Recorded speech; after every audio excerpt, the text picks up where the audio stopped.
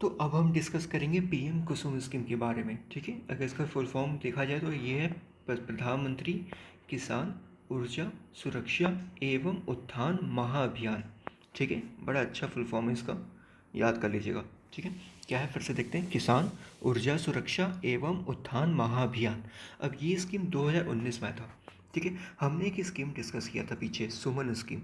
ठीक है, जब हमने सुमन स्कीम डिस्कस किया था ना, तो हमने ट्रिक याद, इसका एक्चुअली ट्रिक याद किया था। ठीक है, कि सुमन और कुसुम दोनों दोस्त हैं, दोनों सखी हैं जिनकी उम्र 19 साल है। ठीक है, सुमन स्कीम भी 2019 में थी, कुसुम स्कीम भी 2019 में थी। तो उस स्कीम में हमने क्या डिस्कस किया था कि सुमन और कुसुम दोनों क्या है, दोनों दोस्त हैं, दोनों सखा हैं। उनकी उम्र क्या है, उनकी उम्र है 19 साल। ठीक है, तो इससे 2019 हमें याद हो जाएगा। मिनिस्ट्री की बात करें तो ministry of new and renewable energy. खैर इसमें कोई शक नहीं है, क्योंकि ऊर्जा सुरक्षा एवं उत्थान महाअभियान के कहीं ना कहीं हमें लग रहा है कि रिन्यूएबल एनर्जी से रिलेटेड है। तो ministry of new and renewable energy. ठीक है, बात करते हैं सेंट्रल फाइनेंशियल असिस्टेंस की। तो देखिए, बड़ा अच्छा खासा फाइनेंशियल असिस्टेंस प्रोवाइड किया जा रहा है सेंट्रल गवर्नमेंट द्वारा। यह है 34,000, तकरीबन 34,500, 34,422 करोड़, मतलब लगभग ना 34,500 करोड़। ठीक है, इतना याद करके रखिएगा। ठीक है, मतलब 34,000 के आसपास है, एग्जैक्ट याद नहीं हो पाएगा, 34,500 करोड़ के आसपास याद करके रखिएगा। ठीक है, टेन्योर, फाइनेंस कमीशन की लास्ट ईयर 2026 से फाइनेंस कमीशन चलेगा, उसी ईयर तक हमारा कुसुम स्कीम चलेगा, 2026 तक।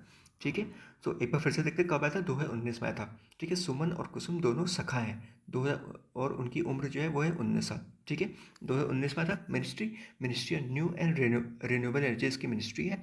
सेंट्रल फाइनेंशियल असिस्टेंस तकरीबन 34,500 करोड़ रुपए दिया जाएगा। ठीक है, और 2026 से इसका टेन्योर है।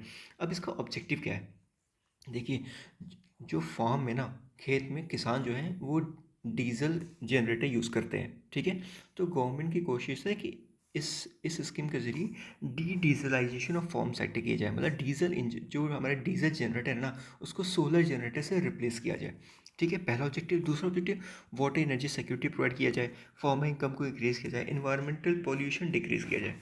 ठीक है, तो ऐसा कोई खास बहुत ज़्यादा ऑब्जेक्टिव नहीं है, सिंपल सा है, याद हो जाएगा आपको। टारगेट की बात करते हैं। देखिए, सोलर कैपेसिटी तकरीबन 31 गीगावाट तक सोलर कैपेसिटी का एडिशन करने का टारगेट है, 31 गीगावाट।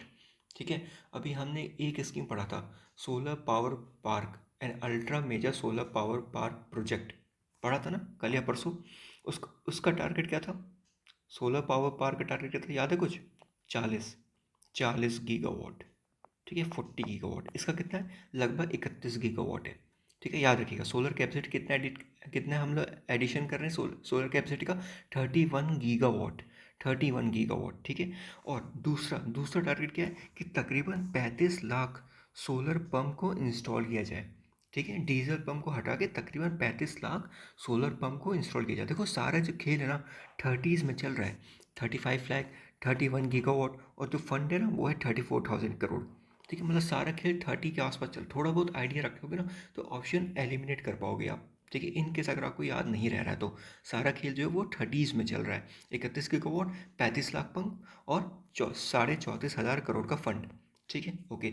अब बात करते हैं ना कि जो टारगेट है उसको, टारगेट को कैसे मीट करेगी। तो इस स्कीम के ना 3 कंपोनेंट हैं, 3। ठीक है, component A, component B, component C. Component A की बात करते हैं, तो ये जो 31 गीगावाट का टारगेट है ना, 10 गीगावाट का टारगेट कंपोनेंट ए पूरा करेगा। ठीक है, अब कंपोनेंट ए है क्या, देखो कंपोनेंट ए में ना, जो किसान है, जो इंडिविजुअल फार्मर है, या फिर जो कोऑपरेटिव्स है, या फिर पंचायत है, या फिर एफपीओज है, या फिर वाटर यूजर एसोसिएशन है, या फिर सोलर पावर डेवलपर है, इसको गवर्नमेंट इंसेंटिव देगी ताकि वो जो है वो रिन्यूएबल पावर प्लांट इस्टेब्लिश करे up to size of 2 megawatt, मतलब 2 मेगावाट तक कोई फार्मर, कोई एफपीओ, कोई cooperative renewable power plant establish कर सकता है। देखो, रिन्यूएबल पावर प्लांट की बात हो रही है, बस सोलर पावर प्लांट की बात नहीं हो रही है। ये सोलर भी हो सकता है, ये विंड भी हो सकता है, विंड पावर प्लांट भी हो सकता है, या फिर कोई और रिन्यूएबल पावर प्लांट भी हो सकता है। ठीक है, तो ऐसा कोई हार्ड एंड फास्ट रूल नहीं कि सोलर ही हो, नहीं, ये कोई भी रिन्यूएबल पावर प्लांट हो सकता है, और मैक्सिमम साइज जो है 2 मेगावाट है। ठीक है, अब देखो, जो ओवरऑल साइज जो गवर्नमेंट की प्रेफरेंस है ना वो 500 किलोवाट से 2 मेगावाट होनी चाहिए। ठीक है, लेकिन लेकिन किसी किसी केस में 500 किलोवाट से कम में भी काम चल सकता है अगर वो कमर्शियली फीजिबल है। ठीक है, सो वैसे 500 किलोवाट से 2 मेगावाट तक साइज होनी चाहिए पावर प्लांट की, लेकिन किसी किसी केस में 500 किलोवाट से भी कम हो सकता है। ठीक है, एक बड़ी इंपॉर्टेंट चीज़ है, जहाँ पे आप पावर प्लांट लगाओगे ना, उसकी डिस्टेंस ना इलेक्ट्रिसिटी सब स्टेशन 5 किलोमीटर के अंदर होनी चाहिए। ठीक है, अब इलेक्ट्रिसिटी सब स्टेशन क्या है, जहाँ से ट्रांसमिशन में सारी चीज़ होते हैं ना, ये होते हैं इलेक्ट्रिसिटी सब स्टेशन। तो इसकी दूरी जो होनी चाहिए 5 किलोमीटर के अंदर के दायरे में होनी चाहिए आपके पावर प्लांट से, रिन्यूएबल पावर प्लांट से 5 किलोमीटर के अंदर के दायरे में होना चाहिए इलेक्ट्रिसिटी सब स्टेशन। ठीक है, एलिजिबिलिटी की बात करें तो हम देख चुके हैं individual farmer, cooperative, panchayat, water user association, FPO, solar power developer. ठीक है, और ये जो आपका पावर प्लांट है ना, ये आप बैरन लैंड में भी इस्टेब्लिश कर सकते हो, कोई मार्शी एरिया है वहाँ भी आप इस्टेब्लिश कर सकते हो, या फिर कोई कल्टिवेबल एरिया है ना, या फिर पैस्चर एरिया है वहाँ भी कर सकते हो। तो ये डाउट मत रखिए कि कल्टिवेबल एरिया नहीं होना चाहिए, नहीं, कल्टिवेबल लैंड में भी आप इस्टेब्लिश कर सकते हो। ठीक है, अब देखो गवर्नमेंट ना इंसेंटिव देगी, लेकिन गवर्नमेंट डायरेक्ट इंसेंटिव फार्मर को नहीं देगी इस्टेब्लिश करने के लिए।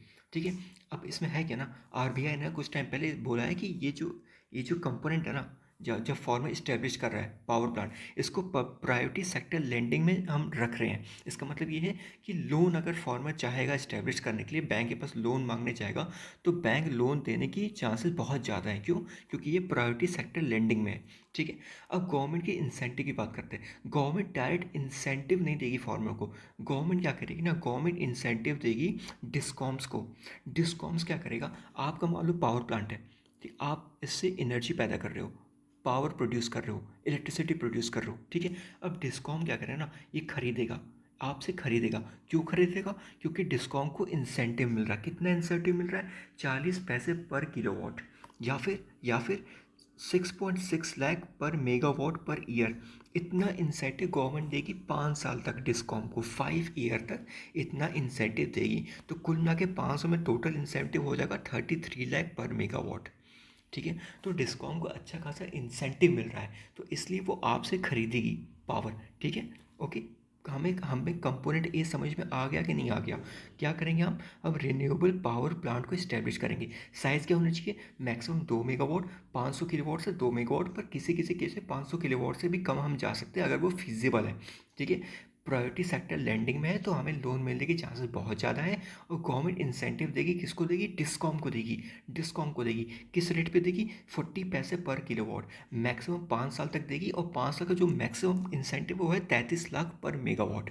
हमें समझ में आ गया कंपोनेंट ए कि नहीं? आ गया ना, बहुत अच्छे। अब चलते हैं कंपोनेंट बी में। देखो हमारे जो दूसरा टारगेट था ना, दूसरा टारगेट ये था कि तक कम से कम हमें 35 लाख पंप इस्टेब्लिश करने हैं, 35 लाख सोलर पंप इस्टेब्लिश करने हैं। कंपोनेंट बी में ना हम 20 lakh stand alone solar power pump establish करेंगे in off grid area. Grid area में नहीं करेंगे, ऑफ ग्रिड एरिया में करेंगे। कितना करेंगे? 20 लाख, तकरीबन 20 लाख सोलर पावर पंप हम इस्टेब्लिश करेंगे इन ऑफ ग्रिड एरिया। ठीक है, अगर किसान के पास डीजल पंप है वो उसको इससे रिप्लेस कर सकता है। ठीक है, एलिजिबिलिटी की बात करें तो individual farmer, group of farmer, F, ठीक है, पीएससीज हो गए आपके। ठीक है, ओके, अब देखो जो सेंट्रल फाइनेंशियल असिस्टेंस जो प्रोवाइड होगी ना, जो सेंट्रल फाइनेंशियल असिस्टेंस जो प्रोवाइड होगा वो 30:30:40 के रेशियो में होगा। जैसे मान लो 100 रुपीज़ है, तो 30 रुपये सेंट्रल गवर्नमेंट देगी, 30 रुपये स्टेट गवर्नमेंट देगी। और जो 40 रुपये है ना, 40 रुपये, 40 रुपये से में 40 रुपये में से 30 रुपये जो है ना, बैंक लोन दे सकती है इंडिविजुअल को। वैसे 40 रुपये इंडिविजुअल को अपने पास से लेके आना है, लेकिन 40 रुपये में से 30 रुपये इसको लोन मिल सकता है। ठीक है, अगर वही नॉर्थ ईस्ट एरिया है या फिर हिली एरिया है तो 50 रुपये सेंट्रल गवर्नमेंट देगी, 30 रुपये स्टेट देगी, और 20 रुपये इंडिविजुअल को अपने पास से लाना है। समझ में आ गया कि नहीं आ गया? 30:30:40 का रेशियो समझ में आ गया? 30 बैंक फाइनेंस समझ में आ गया? बहुत सही। अब देखो जो फाइनेंशियल असिस्टेंस दिया जाएगा ना, जो पंप की कैपेसिटी होगी मैक्सिमम 15 हॉर्स पावर तक की अगर कैपेसिटी है पंप की, तभी सेंट्रल फाइनेंशियल असिस्टेंस दिया जाएगा। अगर 15 हॉर्स पावर से ज़्यादा की कैपेसिटी है तब नहीं दिया जाएगा। ठीक है, मैक्सिमम जो होनी चाहिए 15 हॉर्स पावर की कैपेसिटी होनी चाहिए। किसको दिया जाएगा? इंडिविजुअल फार्मर जो नॉर्थ ईस्ट का हो, या फिर जम्मू कश्मीर का हो, लद्दाख को, हिमाचल का हो, उत्तराखंड को, अंडमान निकोबार, लक्षद्वीप, या फिर वो फार्मर जो कम्युनिटी इरिगेशन प्रोजेक्ट में हो, जो community irrigation project high water areas में हो। ठीक है, उस केस में ये फाइनेंशियल असिस्टेंस दिया जाएगा। अब देखो, हम एफपीओज की बात तो की ही नहीं, हम वाटर यूज़र एसोसिएशंस की बात तो की ही नहीं, ठीक है। अब देखो, अगर ये है ना, अगर ये लोग, ये ऑर्गेनाइजेशन सेटअप कर रहे हैं सोलर पंप, अगर ये सेटअप कर रहे हैं ना, तो इनकी जो सोलर पंप की जो कैपेसिटी होनी चाहिए वो 7.5 हॉर्स पावर से ज़्यादा होनी चाहिए। याद रखना 7.5 हॉर्स पावर से ज़्यादा होनी चाहिए कैपेसिटी। अगर वाटर यूज़र एसोसिएशन या फिर एफपीओ या फिर पीएससीज या फिर cluster based irrigation system establish कर रही है सोलर पंप को, तो इसकी जो मिनिमम कैपेसिटी है वो 7.5 हॉर्स पावर से ज़्यादा होनी चाहिए। हमने दो कंपोनेंट पढ़ लिया, ठीक, कंपोनेंट ए, कंपोनेंट बी भी हमने 20 लाख सोलर पंप को इस्टेब्लिश कर दिया, ठीक है। अब बचा कितना, 15 लाख। अब कंपोनेंट सी में आएंगे हम लोग, ठीक है। सो कंपोनेंट सी में जो लेफ्ट वो 35 लाख जो पंप हम लोग इस्टेब्लिश करेंगे, लेकिन वो ग्रिड कनेक्टेड होने चाहिए, वो ग्रिड कनेक्टेड सोलर पंप होने चाहिए, ठीक है।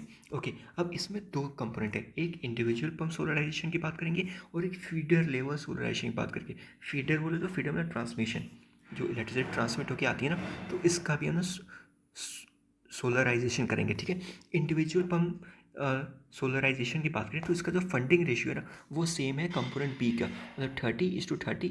देखो, अगर अगर सिंपल स्टेट है तो 30 सेंट्रल फाइनेंस देगी, मिनिमम स्टेट गवर्नमेंट 30 कंट्रीब्यूट करेगी और रेस्ट आपका इंडिविजुअल लेके आएगा। नॉर्थ ईस्ट है तो 50:30 और 20। जो हमने कंपोनेंट बी में फंडिंग रेशियो पढ़ा है, same funding ratio in case of individual pump solarisation के केस में है। लेकिन अगर फीडर लेवल सोलराइजेशन की बात करें तो स्टेट गवर्नमेंट को कंट्रीब्यूशन करना मैंडेटरी नहीं है। स्टेट गवर्नमेंट कंट्रीब्यूशन नहीं भी करे तब भी चलेगा। क्यों? क्योंकि central government financial assistance provide करेगी। कितना करेगी? 1.05 करोड़ पर मेगावाट, ठीक है। और ये जो है ये कैपेक्स मोड में भी इम्प्लीमेंट हो सकता है। याद रखना, फीडर लेवल सोलराइजेशन में स्टेट गवर्नमेंट का कंट्रीब्यूशन मैंडेटरी नहीं है। सेंट्रल गवर्नमेंट 1.05 करोड़ प्रोवाइड करेगी पर मेगावाट, ठीक है। हमने कंपोनेंट ए पढ़ लिया, बी पढ़ लिया, सी पढ़ लिया, तो नियर अबाउट ये स्कीम हमारे कंप्लीट हो गई है, ठीक है। Okay fine, thank you.